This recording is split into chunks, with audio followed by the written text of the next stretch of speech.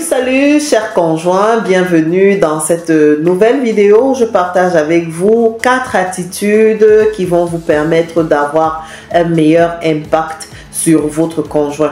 Vous savez, nous sommes à une nouvelle année et tout le monde à peu près a envie d'avoir un certain impact sur son environnement, sur les personnes qui partagent sa vie, que ce soit par rapport à son travail, que ce soit par rapport à ses sentiments, etc. ou alors même par rapport à ses réalisations. Vous pouvez également avoir de l'impact dans la vie de votre conjoint et c'est d'ailleurs nécessaire pour maintenir la flamme, pour maintenir votre conjoint, votre conjointe captivé par vous. Vous devez avoir un certain impact sur sa vie. Et quand je parle d'impact, je ne parle pas de ce qu'on met dans les termes de soumission, d'autorité, de supériorité dans le mariage. Donc, je parle vraiment d'un impact positif, c'est-à-dire d'une influence positive qu'on a sur la personne qui partage notre vie pour que cette personne continue à être connectée à nous. Alors, 4 habitudes qui vont vous permettre d'avoir un impact ou un meilleur impact positif sur la vie de votre conjoint. La première attitude, c'est de vous réaliser vous-même.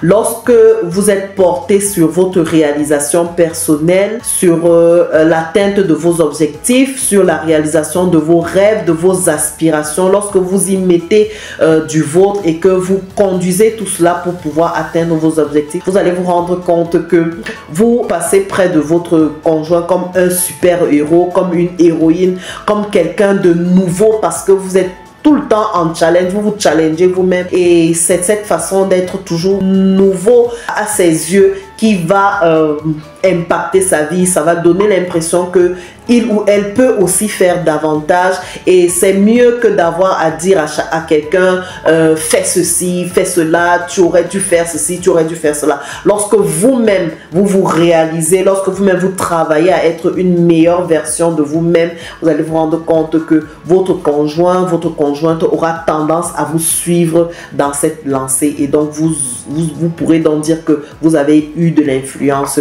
sur cette personne. Deuxième chose, c'est d'être positif. En fait, personne n'a vraiment envie de vivre avec une personne qui ressasse chaque fois le négatif, qui ressasse chaque fois les limites, qui ressasse chaque fois ce qu'il n'a pas pu faire ou ce qu'elle n'a pas pu faire. Quand vous êtes positif, vous attirez votre conjoint, votre conjointe à aller également dans ce positivisme, à aller à regarder vraiment les choses de manière clairvoyante, à vous écouter parce que quand vous êtes positif, vous parlez positivement, vous parlez de vos réalisations certainement, vous avez tendance à ne pas critiquer de manière acerbe, à ne pas juger, à ne pas insulter, à ne pas stigmatiser et donc vous allez vous rendre compte que votre conjoint, votre conjointe aura tendance à s'accrocher davantage à vous, à venir vers vous pour vous poser telle situation ou pour avoir votre regard par rapport à telle chose. Troisième chose, c'est de parler au cœur de votre conjoint. Je vous ai dit souvent que c'est une notion qui me tient vraiment à cœur.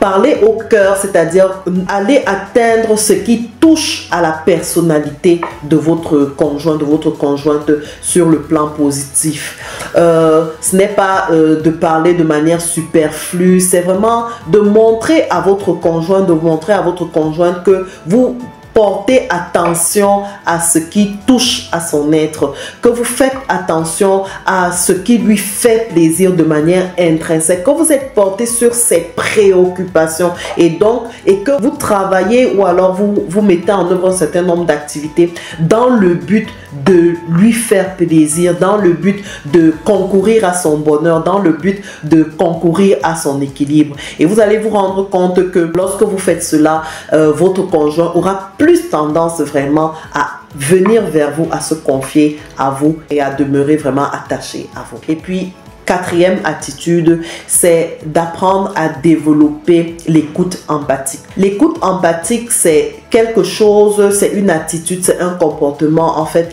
qui vous aide à comprendre votre conjoint, votre conjointe, en tout cas la personne avec qui vous partagez une conversation, etc. Parce que dans l'écoute empathique, vous allez prendre la peine de laisser d'abord votre conjoint, votre conjointe exprimer ses idées et ses sentiments avec ses propres mots, de sa propre manière. Et maintenant, vous allez prendre la peine de vous abstenir de juger. Vous allez prendre la peine de voir si par exemple votre conjoint, votre conjointe vous propose quelque chose, comment vous pouvez soutenir l'idée de votre conjoint, de votre conjointe sans la frustrer, sans le frustrer, sans le brusquer, sans le rejeter, sans la rejeter, sans mettre un frein et sans mettre a priori vos propres idées, vos propres intentions. Et donc quand vous allez développer cette écoute empathique, vous allez vous rendre compte que au-delà même d'avoir de l'impact sur votre conjoint, sur votre conjointe, ça va renforcer davantage votre intimité physique.